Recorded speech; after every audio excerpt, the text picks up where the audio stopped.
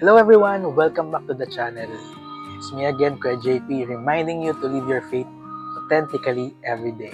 Isa pala akong OFW at Kristiyano na nakabase dito sa Jeddah sa Saudi Arabia.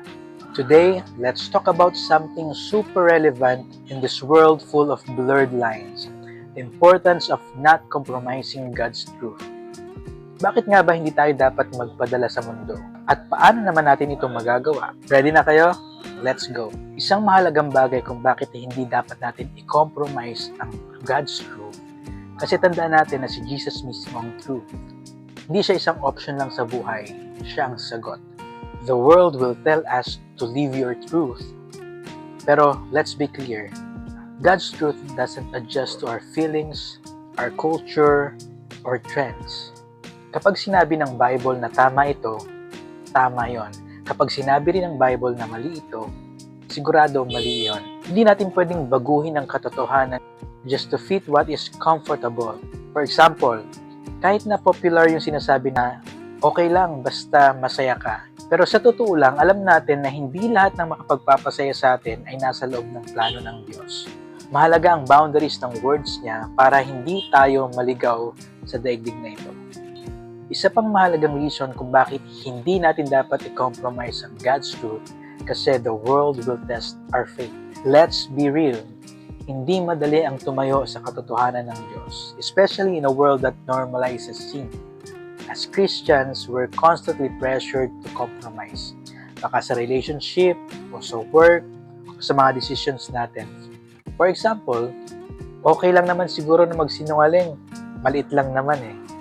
Pero isipin mo, compromising small truths will lead to bigger compromises.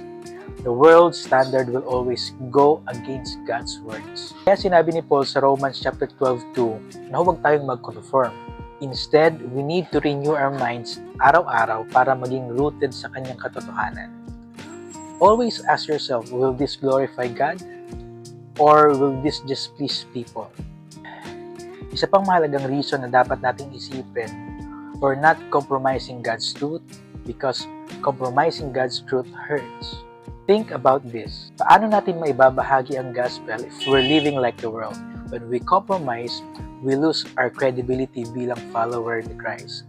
Imagine telling people to follow Jesus while doing things contrary to His words. Kaka-confused, diba? People are watching how we live, our friends, families, even strangers. Sabi sa Matthew 5:16, we are called to let our light shine.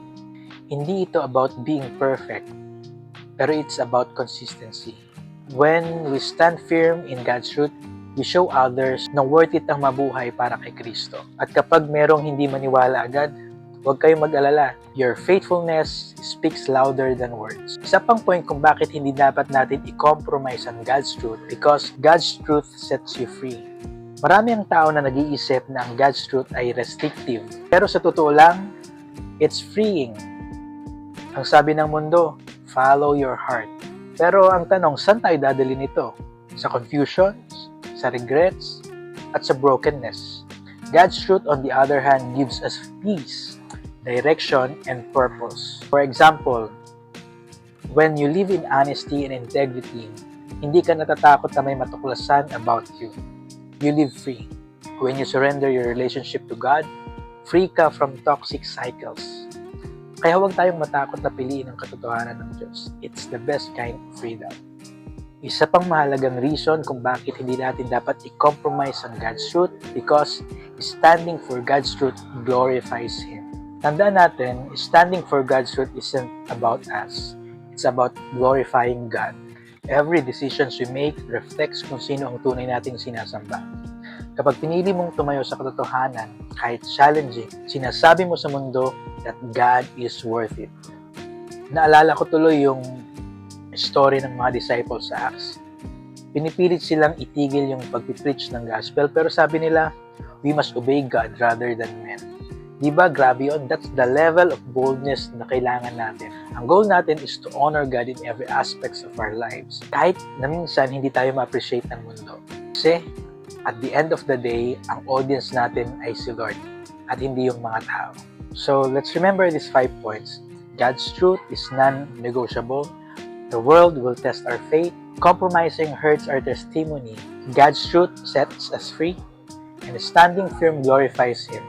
Huwag tayong matakot na tumayo sa katotohanan kahit na sobrang hirap. Tandaan, God honors those who honor Him.